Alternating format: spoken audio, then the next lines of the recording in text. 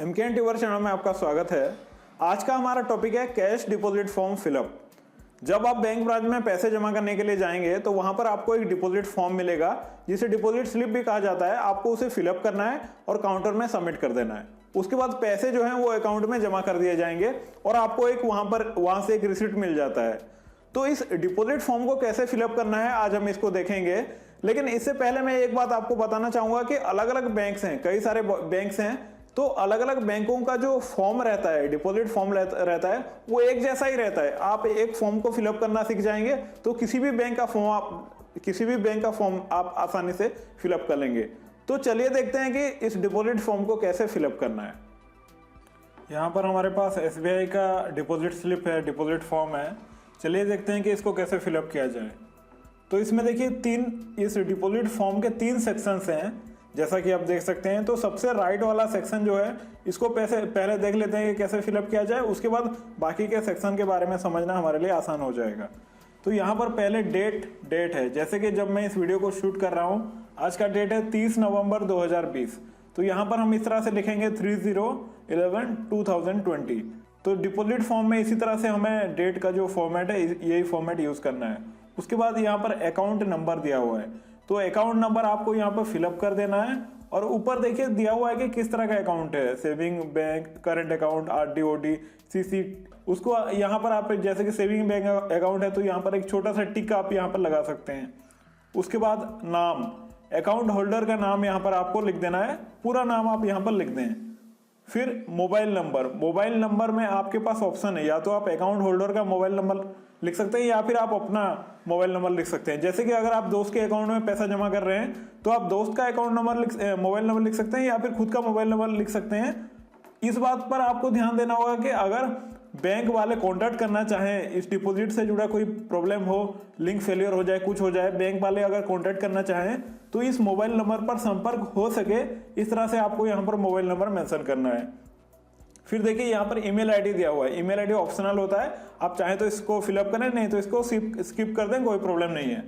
फिर यहाँ पर देखिए RS लिखा हुआ है, कितना रुपए आपको डिपॉजिट करना है वो यहाँ पर आपको नंबर में बताना है, जैसे फिगर में बताना है। जैसे कि अगर आपको मान लीजिए 5,000 रुपए डिपॉजिट करने हैं तो यहाँ पर आप लिख देंगे 5,000 रुपीज, इन वर्ड्स में 5,000 रुपीज ओनली, इस तरह से आप यहाँ पर लिख दें। फिर देखिए यहाँ पर चेक नंबर, ये चेक का सेक्शन है। ये जो सेक्शन आप पूरा देख रहे हैं, अगर आप चेक जमा कर रहे हैं तो यहाँ पर आपको चेक के डिटेल देने हैं, नहीं तो इसको आप ऐसे 2 लाइन ड्रॉ कर दें। पहले क्या होता था, बैंक्स में चेक के लिए अलग डिपॉजिट फॉर्म होते थे, कैश के लिए अलग डिपॉजिट फॉर्म होते थे। लेकिन अभी लगभग सारे बैंक्स ने क्या किया है कि दोनों फॉर्म्स को कंबाइन कर दिया है सिंप्लिसिटी के लिए। तो इसी फॉर्म से आप चेक को भी डिपॉजिट कर सकते हैं। अगर आपको चेक डिपॉजिट करना है तो चेक के डिटेल्स यहाँ पर देने होंगे, लेकिन अभी हम कैश डिपॉजिट के बारे में बात कर रहे हैं तो यहाँ पर चेक का जरूरत नहीं है। तो इसको आप यहाँ पर ऐसे 2 लाइन ड्रॉ करके छोड़ दीजिए। जो transaction ID passing officer SWO लिखा है, ये बैंक फिलअप करेंगे, इसमें हमें कुछ फिलअप नहीं करना है। सिग्नेचर ऑफ डिपॉजिटर में आपको अपना साइन कर देना है। आप ये सिग्नेचर फुल सिग्नेचर भी कर सकते हैं या फिर शॉर्ट में भी साइन कर सकते हैं, कोई प्रॉब्लम नहीं है।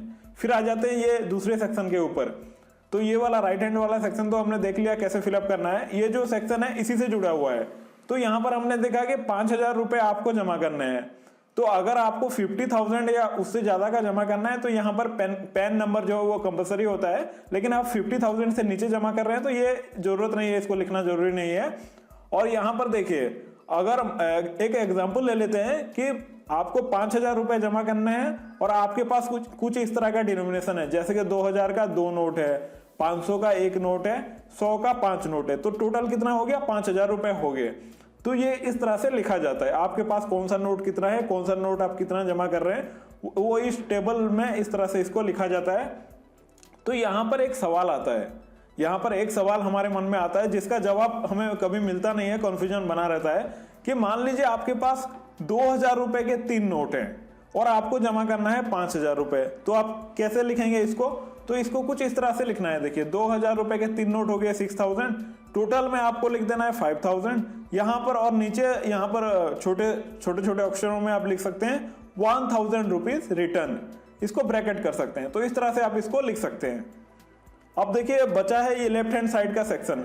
तो हमने जो भी राइट हैंड साइड वाले सेक्शन में लिखा है, फिलअप किया है, जैसे कि डेट, अकाउंट नंबर, नाम, मोबाइल नंबर, अमाउंट, ये सारे डिटेल आपको यहीं पे दोबारा से फिलअप करने हैं। और इसमें होता है क्या है कि ये आपको बैंक की तरफ से दिया जाता है रिसिप्ट। जब आप पैसे को जमा करते हैं तो ये जो राइट हैंड साइड वाला सेक्शन आप देख रहे हैं, ये जो लाइन बना हुआ है, इससे जो राइट हैंड साइड का सेक्शन है ये बैंक के पास रहता है, और ये लेफ्ट हैंड साइड वाला जो सेक्शन है इसमें सिग्नेचर और सील करके आपको ये रिसिप्ट दिया जाता है, ताकि आपके पास प्रमाण रहता है कि आपने अकाउंट में पैसे को डिपॉजिट किया हुआ है। अगर बाद में कोई परेशानी हो या आपके अकाउंट में पैसे जमा नहीं हुए तो आप इस रिसिप्ट को लेकर बैंक में जाकर पूछ सकते हैं कि ये जो आपने पैसे जमा किए थे वो क्यों जमा नहीं हुए, उसमें क्या प्रॉब्लम है।